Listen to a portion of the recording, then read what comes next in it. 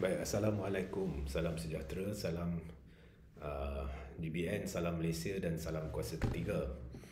Ya, jadi ada satu perkembangan menarik. Okey.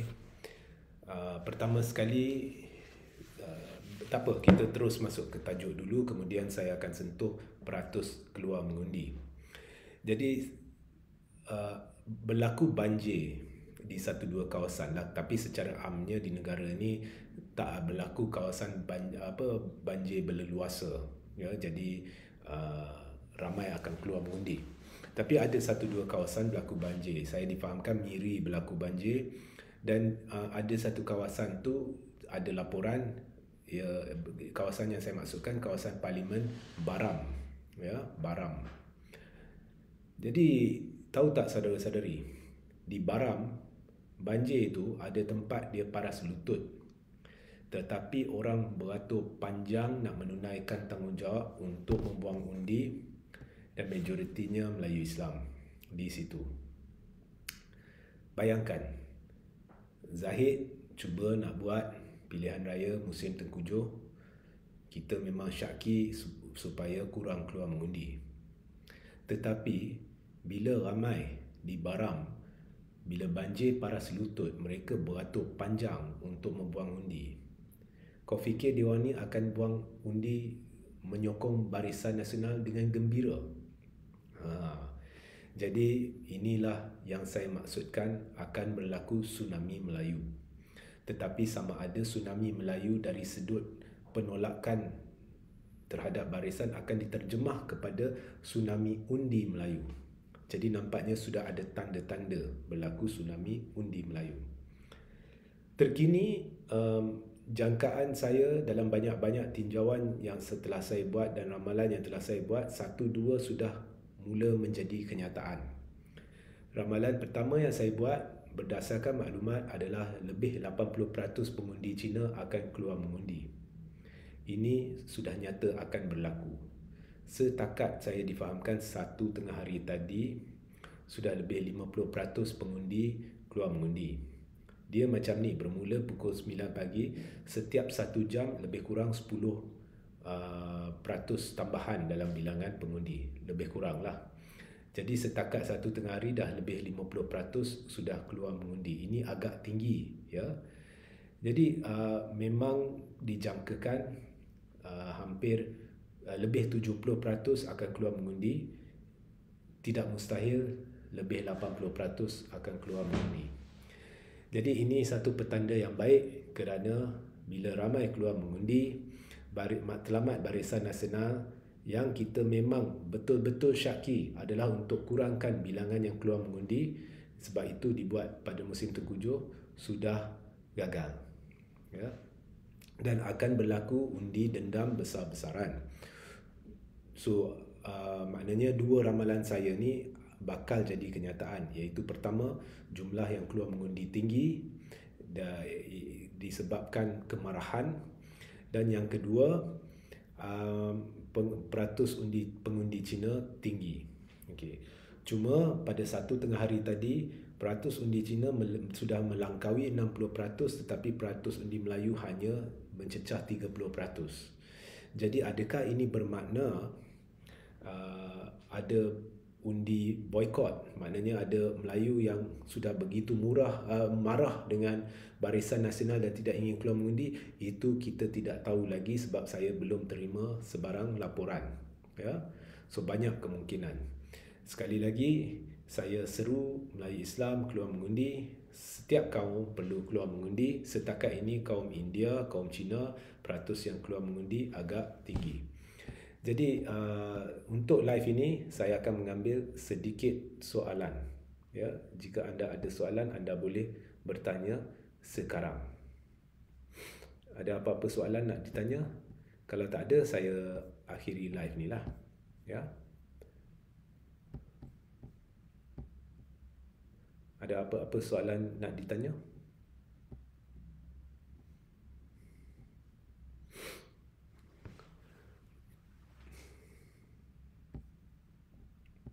Ya, sementara menunggu soalan. So di Baram, Menurut Pesuruhjaya Polis Sarawak Datuk Muhammad Azam Ahmad Sapri, Ketua Polis Daerah Marudi Muhammad Roslan Mat Kip yang bertanggungjawab untuk kawasan Baram melaporkan polis berkolaborasi dengan pihak SPR bagi memastikan pengundian di bahagian yang dilanda banjir itu berjalan lancar. Ya. So, saya terkejut juga, ya, paras lutut tuan-tuan dan puan-puan, paras lutut tapi beratur panjang. Ada audio visual dia dekat saya yang menunjukkan bahawa ramai beratur untuk membuang undi di kawasan Baram. Ya. Jadi ada soalan boleh bertanya kepada saya jika ada. Jika tidak ada, saya akhiri live ini. Seperkara lagi, hari ini, okey, Azlan Omar, hari ini ramai keluar mengundi tuan. Ya, betul. Memang ramai keluar mengundi. Seperkara lagi, segala yang orang yang nak buat ramalan semua tu, itu semua sudah berakhir. Okey, sekarang kita tunggu keputusan. Ya. Cuma saya baca kenyataan bahawa Ismail Sabri berkata yakin Barisan Nasional boleh menang 112 kerusi dan boleh bentuk kerajaan malam ini. Itu saya tak nak komen lah. Pada tahap ni kita tunggu je keputusan lah. Okey. Tapi dalam nada yang sama, dia juga sentuh berkenaan dengan rakyat perlu pastikan tidak ada parlimen tergantung. Kan dah kata, saya pelik. Mula-mula kata boleh bentuk kerajaan malam ni, lepas tu dia seru rakyat pastikan parlimen tak tergantung. Jadi pada satu ketika yakin boleh menang, pada satu ketika tak yakin boleh menang. Ini saya tak tahu apa cerita lah. Tapi apa pun saya rasa kenyataan-kenyataan sebegini tidak bertanggungjawab kerana Ismail Sabri adalah Perdana Menteri. Walaupun dia bercakap sebagai Perdana Menteri, tetapi apabila dia berkata harap rakyat bertanggungjawab dan tidak membenarkan parlimen tergantung, selepas itu dia cerita berkenaan dengan Barisan Nasional. Bagi saya, itu secara tidak langsung adalah satu bentuk kempen. Ini bagi saya lah, itu salah guna kuasa. Ini sudah jadi satu kesalahan dan saya harap pihak-pihak berkaitan, khususnya pihak peguam, menilai perkara ini dan melihat sekiranya ini boleh ditafsirkan sebagai satu kesalahan. Dan jika berlaku satu kesalahan, laporan seharusnya dibuat kepada SPR kerana ini boleh dianggap sebagai kempen oleh Ismail Sabri. Kamarul Zaman Murad, rasanya Tun M is kingmaker. Dari awal sampai sekarang, saya tidak pernah meramalkan bilangan kerusi GTA. Saya selalu menjumlahkan kerusi GTA perikatan dengan warisan.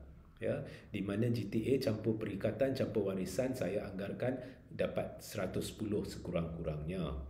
Jadi jangan tanya saya GTA dapat berapa, saya tidak akan sebut. Tetapi cuma satu saya nak kata, sekarang kita sudah masuk fasa menunggu keputusan, jadi kita tunggu keputusan. Saya tidak pernah dan tidak akan meramalkan secara spesifik GTA akan dapat berapa kerusi. Cuma saya ulang, GTA campur kerusi barisan, campur kerusi perikatan akan dapat 110.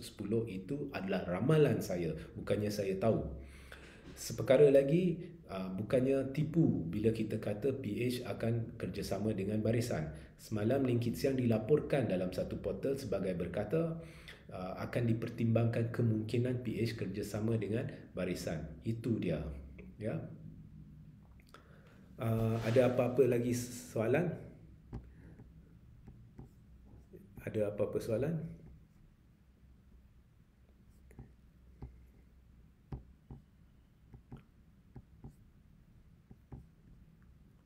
Okey, nampaknya ada soalan. Okey, siapa dia ni? Sekejap. Suara clear, suara clear. Ini Laskar Cyber. Suara clear. Suara memang clear. Sebab saya sekarang sudah ada satu alat di mana saya boleh pantau suara dan saya tahu suara clear. PH kata dah menang banyak kerusi, betul ke? Kapsul Anwar Hassan. Okey. PH kata dah menang banyak kerusi ni daripada pilihan raya umum 2008 Anwar selalu berkata kami dah menang kami dah menang kerajaan. Pilihan Raya Umum 2013 sebelum keputusan kononnya dah menang. PRU 2018 sebelum keputusan dah menang. Tapi masa tu Anwar dalam penjara, jadi dia hantar mesej menerusi orang. Jadi ini sudah jadi perkara biasa Anwar. Sebelum keputusan dia akan umum menang, ya, macam 2013 dia umum menang. Lepas tu malah dia buat press conference dah beritahu semua orang bersabar, Pakatan dah menang, Pakatan Rakyat dah menang. Lepas tu bila keputusan menunjukkan dengan jelas bukan hanya Pakatan Rakyat tidak menang, dia jauh ketinggalan, Anwar buat, oh ini ada penipuan. Saya ada kotak-kotak bukti menunjukkan penipuan. Ya. Sampai hari ini kotak tu tak pernah muncul. Kemudian dia buat perhimpunan-perhimpunan di seluruh negara bagi membantah dan sebagainya keputusan. Tapi masa itu saya masih ingat, Anwar kata ada penipuan, tapi Karpal Singh dari DAP keluar kenyataan dia puas hati dengan keputusan. Ya. Jadi ini memang sudah perangai Anwar. Sebelum keputusan dia selalu akan buat kenyataan bodoh. Contohnya kita akan menang dan sebagainya. Bagi saya, bila Anwar bercakap dah terbukti berpuluh kali menipu, hal majoriti, hal ini, hal itu, mengapa masih hendak tertipu atau tanya apakah benar atau tidak? Bila Anwar bercakap, masuk telinga kiri, keluar telinga kanan. Kita hanya perlu tunggu beberapa jam untuk tahu keputusan. Jadi kita tak usah hiraukan Anwar Ibrahim. Ya. Jam 12 tengah hari di Dr. Zul, jam 12 tengah hari 42% berbanding 47% PRU 14. Okey, jam 12 tengah hari itu is 12 tengah hari. Jam 1 tengah petang sudah mencecah 50%. Ya, saya lihat setiap 1 jam dia naik 10%. Okey. So memang akan mencecah 70%. Jadi ramalan pertama saya bahawa ianya akan mencecah 72% nampaknya akan menjadi realiti. Itu adalah apa yang ingin saya tekankan. Ramalan kedua saya bahawa China, lebih 80% China akan keluar mengundi juga menjadi realiti. Jadi dua ramalan sudah menjadi realiti. Okey. So itu berhubung dengan peratus yang keluar ni. Fiza Khan, kali ini pun skrip yang sama. Ya betul, Anwar ni memang skrip dia ni standard.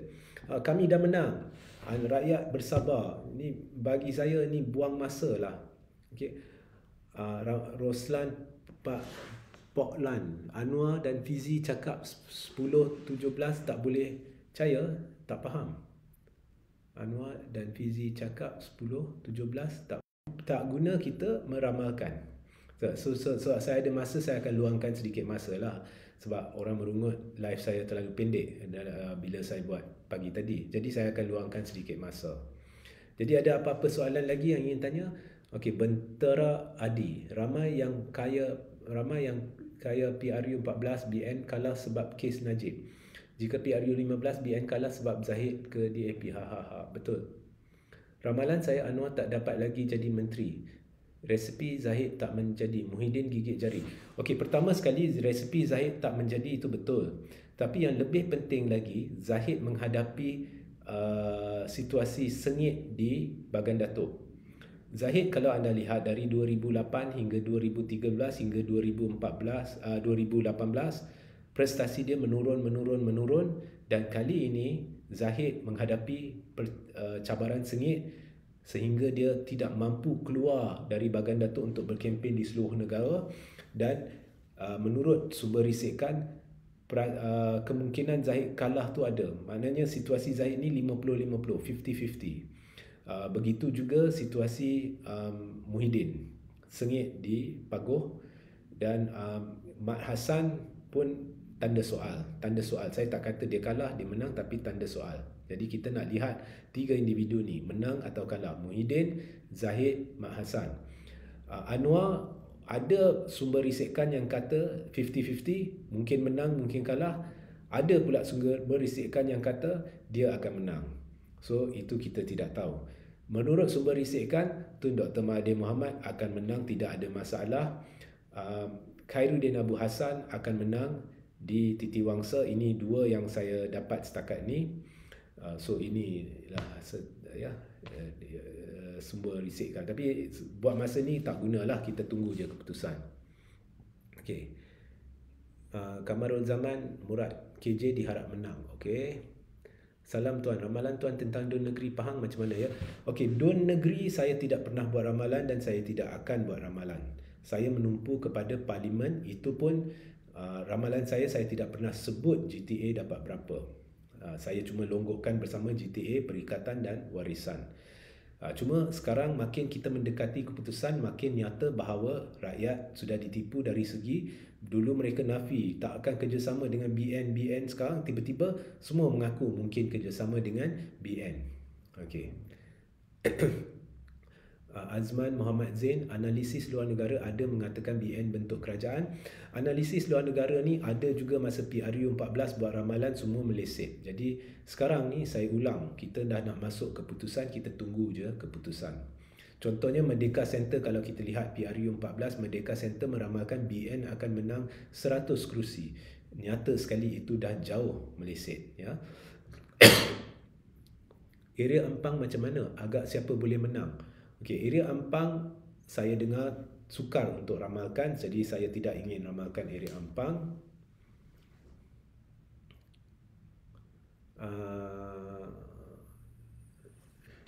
Pasti ada keajaiban dari Terengganu. Terengganu ni memang mudah, dengan mudah PAS akan sapu. Ya, di Semenanjung ni penolakan terhadap barisan tanda-tandanya sudah kelihatan. Saya cuma nak lihat ramalan saya bahawa akan berlaku tsunami Melayu tu menjadi realiti atau tidak, dan malam ini kita akan tahu. Jadi saya sebenarnya membuat 3 ramalan. Pertama, peratus pengundi Cina akan mencecah 80%. Kedua, peratus pengundi yang keluar mengundi akan mencecah 72%. Ketiga, akan berlaku tsunami Melayu di mana akan berlaku undi dendam. UMNO akan hilang banyak undi. Ya, dan undi ni akan mengalir ke PAS dan Bersatu dan Pejuang dan sebagainya. Ya, jadi yang ketiga tu kita perlu melihat. 2 sudah menjadi kenyataan. Okey. Saya rasa itu sajalah. So jika ada apa-apa perkembangan, saya akan kembali dengan satu live ringkas. Sehingga kita berjumpa di live seterusnya. Assalamualaikum, salam sejahtera, salam UBN, salam Malaysia, salam kuasa ketiga.